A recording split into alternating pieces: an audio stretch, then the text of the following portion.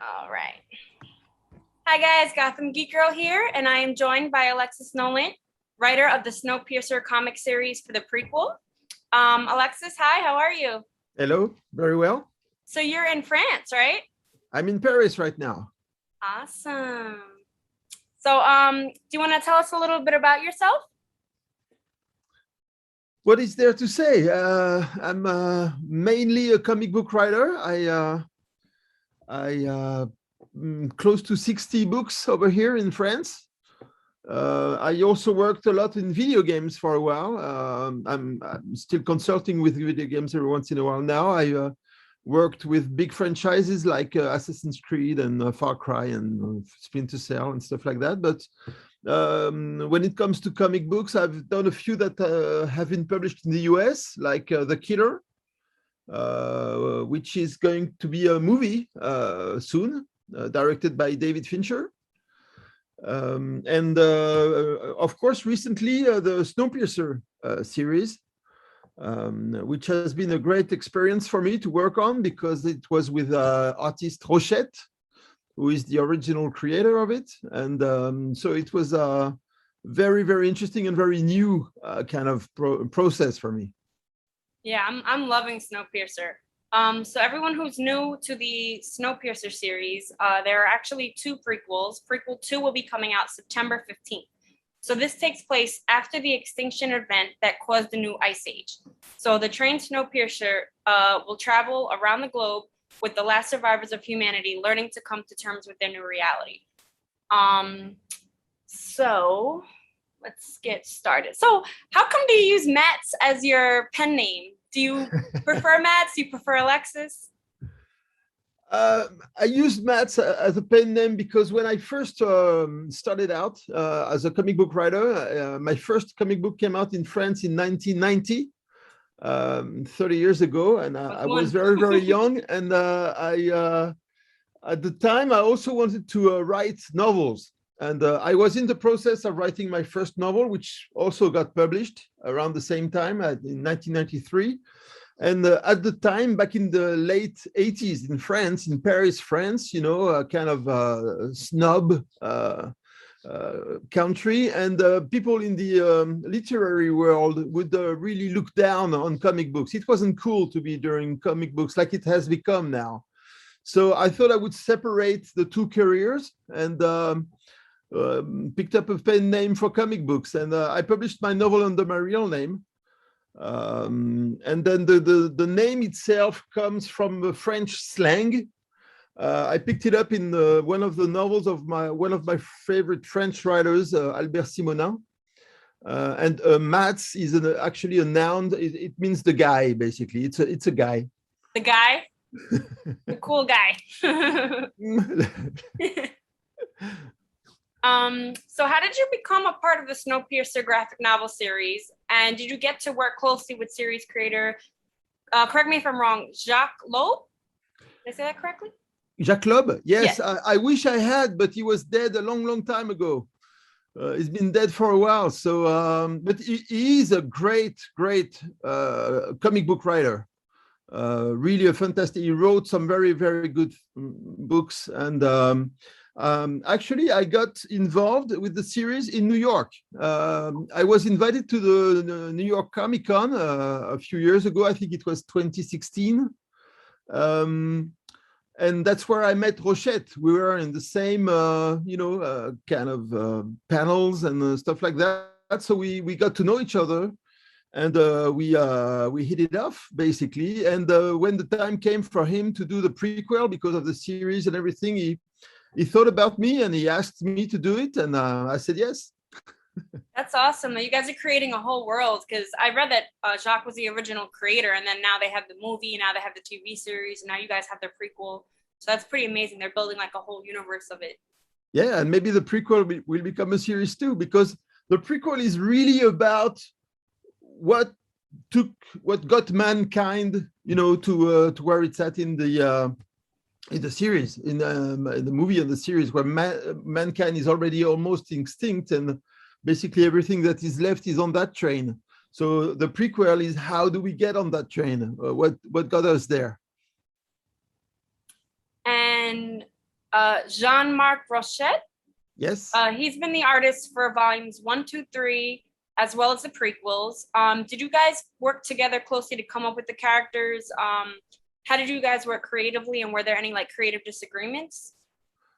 No disagreements. We, like I said, he chose me to work on this, which was a great honor because, you know, him being the original creator of the first book, the original artist, I felt like, you know, it was legitimized for me to be doing this. And yes, we worked very closely. Basically, the process was very, very simple. We would get together, brainstorm for a while. He had ideas, I had ideas. We would share them. We originally planned for a week of brainstorming, but within 2 days we were done. I had a full, you know, notebook of notes, and got started. Some ideas were his, really, like the, you know, the Chinese guy who come up with the train. Some were probably mine along the way. I like the, you know, the do-gooders who end up destroying the world. That's kind of my my idea. There are also things that we both were very interested in, like the eco-terrorism. That was something we have also I'd been thinking about separately before. So basically, it was really a mix of our ideas. Some are more like his, some are more like mine, but we mixed everything pretty, you know, easily, and it was a very easy process. We really didn't have conflicts about anything. We really tried to make it work. The whole purpose was to do a page turner. That was really what we had in mind. A page turner with very interesting issues, you know, about ecology, about saving the world. Rochette is very into that. You know, he's right now, he has a house in the mountains in France, and he's growing his own vegetables and living remotely by himself. I'm not that far into it. I still like to catch a movie every now and then. Yeah, you guys touch upon a lot of world issues. It gets very interesting and very dark at the same time. It is kind of dark, but we tried to keep it entertaining. Why did you decide to tell the story from an outside point of view with no main protagonist? Oh, because we have many protagonists. You know, we have like a choral. We change the characters. We switch to from character to character to cover all the angles. And so that's, if we had one narrator, or it would have probably, you know, shrunk the scope of it. Mm-hmm. So that it's basically a question of scope. Yeah, I think that was a great idea, because you really do, like you just said, like see everyone's point of view. So you see the kid and his son like struggling, like how people are like, I have to get on this train to survive. And then you see like the antagonist and like their point of view of like, we're doing this to save the world. And then you have Zhang and everyone on the train, like, we're doing this because we believe we can save people. So I think that was a really good idea to like split all the views. And we do have one character that is pretty much a vehicle for the reader to follow everything and to link everything together, which is the kid, Jimmy. So he's basically the guy who helps us figure everything out, even though he's not everywhere at the same time. But and you will see in book 3 that he has a very important role. He's a very smart kid. Oh, good. That was going to be one of my questions. Are we getting another book? Yeah, that's another one in the works. That's great. So the two major characters that really stood out to me were the mastermind of the train, billionaire philanthropist Zhang, and Marcio, the crazy sadistic cult leader of the extremist activist group. Were you given any creative direction for how to write these characters? And were there any real people in real life that kind of influenced how you wrote their personalities? Directions, you know, the fantastic things about writing for comic books, especially in France, is that we get no directions. We have complete freedom. The publishers, you know, are very, very easy. I guess it's because Rochette has done many, many books, and I have done many, many books. So they probably assume that we pretty much know what we're doing. And Rochette has a very big temper, so you might you want to think about what you're going to tell him. But so we have complete freedom about the topics, about the story structure, the characters. Really, like my other books prove also that the freedom we have. The killer. Sometimes I would point out to the publishers, saying, "Is that okay when he shoots a nun?" I said, "Are you sure that's okay?" Because Casterman is somewhat of a Catholic, publisher. So I would point it out, and they say, "Yeah, it's fine, go for it." So, Bullet to the Head. I had a very unusual story structure that I could not have done on a TV series or a movie. Actually, when they did the movie, the movie with Stallone based on it, they had to change the story structure. But comic books are a great place to experiment all those things. And about the characters, the Chinese Mogul, the creator of the train, is a bit of a Musk, kind of guy, a mix of those guys, Bezos, Musk, the guys who have illimited means and do whatever they want. In real life, they tend to go to space, but and also all about those stories about billionaires and millionaires who buy remote places, islands, which doesn't seem like a very smart thing to do because of the water going up, but it's probably nice to have an island. So it's a bit of a mix of all those guys, have a very, very unlimited means to do whatever they want. And in this case, it's kind of useful. And Marcio is more like a caricature. He's more like a madman. The guy, he wants to save the world, but destroy mankind in the process. So it's kind of, counterproductive. But he was the funniest one to write. I really enjoyed writing those speeches he gives. That I had a great time doing that. Yeah, writing the villain can sometimes be more exciting because you really get the extreme. And because in book 2 he has big speeches, about what's the best thing to do and how he justifies what he does, and which is basically the whole thing. For him, it was a caricature of like the survivalists. You have that in the US, right? You call them that, survivalists, the people who prepare for the end of the world. Oh, like survivalists, yeah. They'll buy like a bunker or something. Yeah, because my theory is that those guys, they prepare for the end of the world, but they basically hope for it. They want to be there when it happens. So that's basically the angle I got for him. That's interesting. Yeah, because he's I'm not interested in that, if I can't play my records and read my books, then I'm not sure I'm interested in the next world. Yeah, Marcio's very dark, and like I see him as like those like crazy cult religious leaders. Like he really believes he's doing good, but he's like a madman. Yeah, always beware of people who want to do good at the expense of others. Yeah, it's like, I don't care about you guys, but and he ends up killing everybody. That's a spoiler. That's funny because I was kind of going to be part of what I asked, but I was going to say, well, we'll go back to Zhang. So Zhang is an idealist, and he can be rather optimistic. Reading the book, I came across that he has specific principles of living for people to follow to live aboard the train. And as panic spreads, he learns mankind's true nature is very savage when it comes to survival. Without giving away too many spoilers, how do you think Zhang has grown as a character between volumes? For actually, when I told you we based him on Musk and Bezos and rich guys. But also the one I had in mind, especially for his evolution from book 1 to 2, and then from 2 to 3, and especially in the third book, because it's a cycle, it's a 3-book cycle.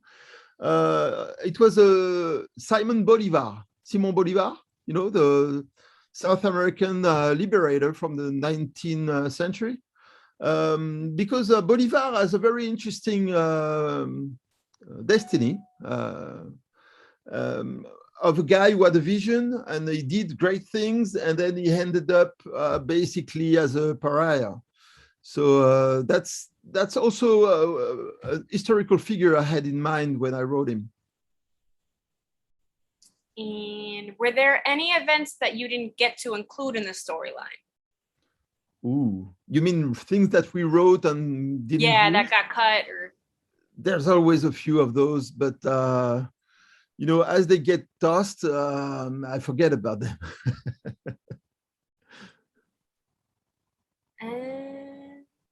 I guess you kind of already answered that question. I was going to ask if there's going to be any more Snowpiercer series, any more one-offs, continuations, or graphic novels. So you said we'll get a part 3. Yeah, the part 3 is the end of this story. You know, Okay. Book 1 is how the train comes together. Book 2 is who gets on the train. And book 3 is the train is on its track and there is basically no one to pick up anymore. And the world is, it's night. After that, no, I'm not aware of, because basically the idea is that it hooks up with the beginning of the series. Mm-hmm. So I'm not exactly sure what, if we could slip something in between. A little more. Maybe we could. And a few of your works were adapted into film. So The Plume dans la tête, aka Headshot. Diplôme dans la tête, bullet to the head. That was adapted into a film. The With Killer. Sylvester Stallone. Oh. Yeah. Very cool. And yeah, so you've had a few that were adapted into film. Do you get any kind of creative direction on the films? And like, say with Snowpiercer, are you allowed to give in any input for the show? No. I mean, if this one gets adapted, I mean, if they ask for anything, of course, I would be more than happy to help. But you know, when the rights are taken for a movie or a TV series, then they do their own thing, and that's fine. You know, basically, I wouldn't want to be in the way. If they don't want me, then if they want me, I'll be more than happy to participate. But you know, it has to be its own thing, though. So I understand. Yeah. And how did you realize that you wanted to create comics as a career? I never really thought about it until I got to do it. My goal when I was first started was to write novels. My biggest love is literature. But I was an avid comic book reader ever since I was a kid. And actually, I met an artist who, by chance, who told me that I was at a dinner where he was, and he said, I had a contract to do a comic book, but I have no idea how to write the script.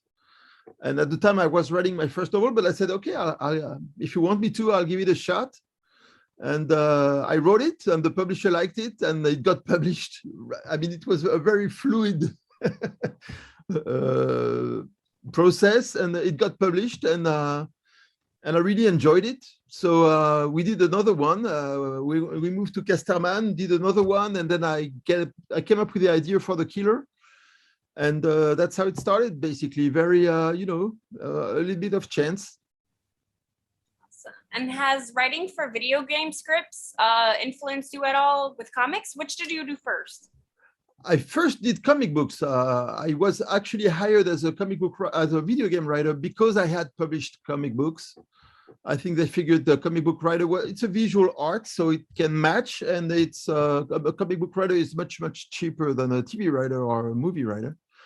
So, but it's not that far different, from whatever the writing. Basically, it's a script, and we have to figure out how to stage it with the images. And I first started out in the video games in 1994, so it was the beginning, basically, with Ubisoft. And I basically pitched an idea for a game, and they liked it, and they hired me, and I did the game. And that was also a very smooth process. And yes, I mean, both writings influenced each other. I try to bring into the comic books some of the ideas that I learned in the video games, and to bring in the video games some of the notions I had from the comic books. I think the audiences are somewhat similar, so it's not that far away. And actually, I did one series of comic books which was published in the US called Cyclops. That was basically the video game I couldn't do as a video game. I thought that's too good a story to waste, so I'll do it as a comic books. And I think it's a good idea to, you have two ways to go about it. When you come up with an idea for a story, you might choose which is the best medium for it. But also, if it doesn't work somewhere, then you might want to be able to adapt it to a different one and keep it alive. So it goes both ways. Oh, that's awesome. So you get to, I guess, keep like a backlog of a bunch of ideas and kind of exactly come back to it later. Which is the best medium for it? You think about it, and then you choose and you make it work that way. Let's see. Can you describe your typical work routine? What gets you going? Deadlines. Deadlines. I wake up, I take a shower. I got most of my ideas under the shower, actually. Shower is a great place. Sometimes on the bike also. I get ideas on the bike because I hate climbing the mountain on my bike, so I got to think about things. But no, I usually work a lot in the morning because that's a good, fresh place, no phone calls, nothing, and no emails. And so I wake up very early and I work in the morning, but basically I work all the time. It's a never-ending process. I get ideas all the time, so I basically work all the time. Night, day, I don't sleep too much.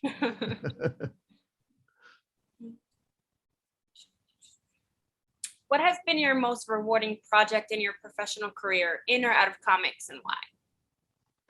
Rewarding, you mean satisfying? It's hard to say because each project has its own, merits. And I would say, of course, The Killer has been an ongoing series since 1998 until now. The next one is going to be released in October.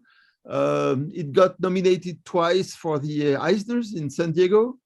Now there's going to be a movie directed by David Fincher, who is my favorite director, living director, and I guess the best living director. So that's very rewarding. That's and it's a project that's very, very close to my heart. I put a lot of myself in that. It's a long one, but there are others, like I'm thinking about the book Adios Muchachos, which I did a few years ago with an artist named Paolo Bascilieri. He's an artist that I absolutely love, so I was very, very happy and proud to do something with him. He's an Italian guy. Each project, Snowpiercer, I was thrilled to be working with Rochette and walk in the footsteps of Loeb. All of them have something. The great thing about comic books is not only is that you have a lot of freedom as a writer, but it's also, to me, I never do it as a mercenary. There's always something I love in each project. I never take it as a burden. It's every project I really enjoy doing. Everyone has its own. I've worked for a TV series in France. I've worked for, and it's not that much fun. Comic books is always fun. Video games are not always fun either. Yeah. You have to, the worst was TV, but you have too many people to, Too many hands. Too many hands. Everybody thinks that they're a writer, and the marketing department gets involved, and you're in big trouble. Interesting. Yeah, that's good to hear that comics is more your creative outlet. There was I remember in the 90s, there were a very funny interview with a big video game creator. I think the guy who created The Sims. He was asked what's the biggest problem in creating video games, and he said, "Oh, stay away from the marketing department." Really? I think he's right too. That's pretty funny. I guess they try to take over control of the direction and can't let you work. Yeah, and they tend to, but it was my experience with TV was the same. They tend to, duplicate what's already been successful, and that's the worst recipe. That's not where and that's not interesting as a creator, Yeah, you rather just take chances. Exactly. And besides the comic books, the other upside to it is that whatever comes out is what you really did. So if it bombs, then it's okay. If it succeeds, then fine.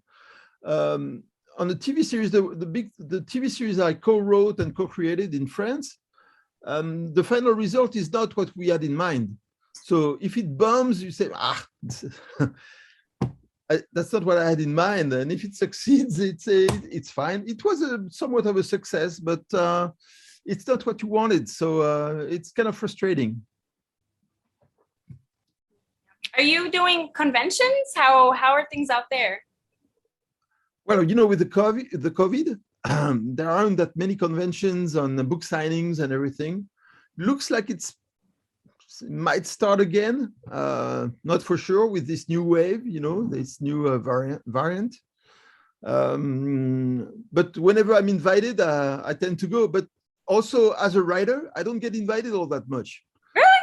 Yeah, of course. People want to see the artists. They want to get a drawing. So and everybody's cutting down on expenses. So I got the feeling that the writers are the first one to go. Oh wow. Maybe not in the US. Yeah. Maybe I'll come back to the Comic-Con at some point. Yeah, hopefully we'll get San Diego and New York going again. We'll see how that goes. Oh, San Diego New York is going to happen in October? Supposed to be. It's like limited with a lot of rules. We'll see if it happens. I got the vaccine. Yeah, me too. I feel a little more comfortable being around people. And I liked it so much, I got it twice. Yeah. Yeah, so we'll see how it goes. But that is a requirement for it. So yeah, we'll see if there's any artists. Right now, I think it's very difficult to travel overseas. Yeah. Angoulême, I don't know if Angoulême is going to take place. It's hard to know. Hopefully there will be some. Yeah, right. Get back in it. And what other projects are you currently working on? So you mentioned there'll be another volume, but can you tell us anything else without getting in trouble or giving away too much? You mean the volume 3 of Snowpiercer? I think Rochette is doing one book in between. He's working on something else right now, but that's going to be his next one. And Rochette is a very, very fast. He has a technique that is awesome. He's the fastest artist I've ever seen. Yeah. It's actually a bit stressful for the writer. It goes so fast, you don't want to be behind. Other than that, no, in October, I have 3 books coming out. A new killer, a new book in another series that I do that is called Tango, which is a big success over here. I have a book also, a one-shot, a graphic novel. It's based on the life of the childhood of a friend of mine during the Second World War. He's a 80 and something years old man who was a child, and he had a very unusual childhood because as a Jewish kid, he was hiding in a village in France which specialized in hiding Jewish children. Like 5,000 of them were hidden over there over the course of the war. And so it's basically the story of his family and the story of this village. It's a rather unusual book with a Greek artist named Kanelos. Then also I have a big one-shot in the works right now with the guy I'm doing Tango with. It's about one of the first guys in the witness protection program. It's a fictitious guy, but it's an interesting time to, for a mobster to be in the witness protection program. And also I have a very funny one, which is an homage to all the French writers of the 50s and 60s, taking place in Paris in the 60s, with a great artist, a French guy, and it's coming along pretty well. So I have lots of them in the works right now. And is there anything else that we didn't cover that you'd like to share with us? I think we covered quite a... Huh? No, I think we did okay. Yeah. I'm excited to check out these other books.